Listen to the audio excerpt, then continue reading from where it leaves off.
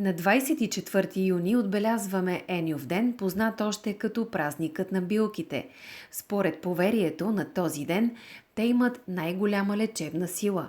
Самодейците от столичното народно читалище Отец Паисий в квартал Симеоново и тази година спазиха традицията. Още преди изгрев слънце, те излязоха, за да наберат от лековитите растения. В 5 часа при зори се събираме пред църквата, всички, които искат да берат билки, и отиваме в различни местности около квартала и там, преди да е изгряло слънцето, тогава, когато билките са най-лековити, ние събираме билки. След това ги носиме в читалището и правиме един голям еньовски венец за здраве.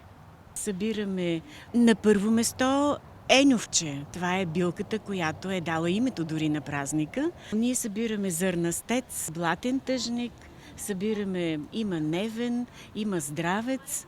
Кулминацията на празника е фолклорния фестивал «Билките – дар от природата», в който ще се включат фолклорни състави от София и страната, за да станат част от магията на Еньов ден. Имаме около 300 участника в фестивала и всички с песни, с танци ще участват в този фестивал. И става един невероятен празник за Симеоново, защото Еньов ден е един от най-хубавите празници в нашия календар.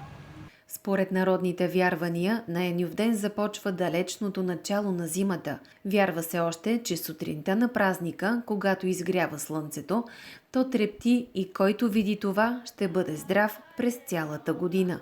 Билки да набере, леле, билки за омая.